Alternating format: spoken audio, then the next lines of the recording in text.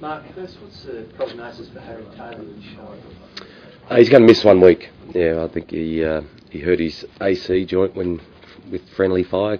Corey Knight ran into him and played on with it. But yeah, he could possibly play with an injection, but we're not going to take that risk. We're just going to make sure his shoulder heals quicker, and so he'll have a rest for 1 week. There's been a lot of scrutiny on the team. You've had a couple of days now to digest what happened. What is your sort of take on the game and everything that happened? We didn't play particularly well. Collingwood were fantastic and purely beat us in a game, at our own game really. Areas that we rate, they dominated. So we've got a lot of work to do. Fairly right. Max was going to play VFL this week. He's got a few more boxes to tick. He's got to get through training tomorrow night, Wednesday night, and if that happens and pulls up well from that, then he'll play. James Podsiadly's been a revelation this season. He's been outstanding, but on the MCG, that big stage, he hasn't had that big game yet. Is that a concern for you? It's not as much of a concern for me as it would be for him. I think he's under pressure. He has been a remarkable story this year. There's no question. He's been fantastic for us. And I think right now he's playing to sort of stay in the team, and his focus has changed. He should just get back to enjoying every game of football he ever gets the chance to play. And I think if he does that, he'll be fine. Losing Taylor, do you go a like for a like? Do you look at a Gillies to fill that roll down back, or do you bring Wojo back and just balance up in that regard? Wojcinski will play, and the Bulldogs haven't got the tallest forward line going around, so we might just, we can play Mackie or Milburn on a tall player if they do load up, so we'll probably just bring Wojcinski in.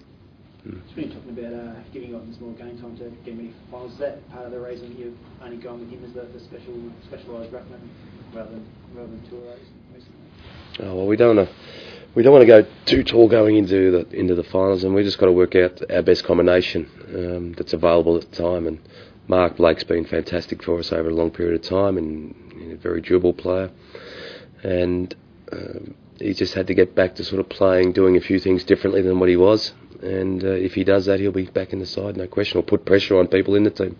Where is Blake at the moment? Is he in contention this week, or does he still need a couple more weeks in the VFL to get back to those things that you want him to do? No, he's in contention, yeah. No, he's a very... people, when he was in the side, there's a lot of our supporters wanting him out, and now that he's out, they want him back in. So make up your mind. We probably see it clearer than a lot of our supporters.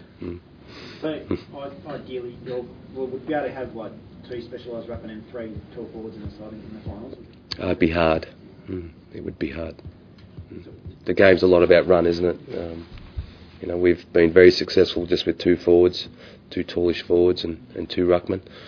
So to play 3 and 2 would sort of be something that we haven't really done before too much. When will you make the final decision about structure? Will it be first week of the finals or round 22 to get everyone used to it? It's just work in progress. Like Blakey's really got to do some stuff to get himself back in the team, and Hawke's got to, do some things to keep himself in the team, and so does Podsy. So it's a work in progress, and come the first final, we'll make a decision. Do you think your capacity is as great? I've got a lot of confidence in our boys. In many ways, we have got better. Like there's a whole heap of, I think Matthew Stokes has been fantastic. Varco's improved. Lonigan's improved. Blakey, while he's in the team, really improved. And Podsiadly has improved us for a fair part of the year. So Kelly's had an awesome year. I'm not sure whether Enright could get much better, but he's had a great year too. Stevie Johnson's been more consistent this year than he has in the last 3 years. So there's a lot of improvements there. You showed you've dropped a couple in a month. In some ways, it is a bit similar to last year, as you said. And you showed a lot of patience there. You stuck with what you did, what the program that you had in mind about resting players. And yep.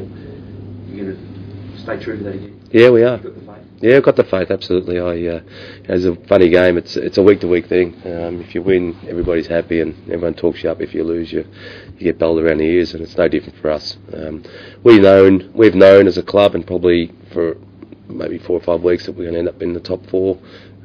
Nothing changes. It doesn't really matter if you end up 1, 2, 3 or 4 really. You're going to have to play a good side week 1 of the finals, and the most important thing for us is to do the best work we possibly can to hit the first final in sensational form.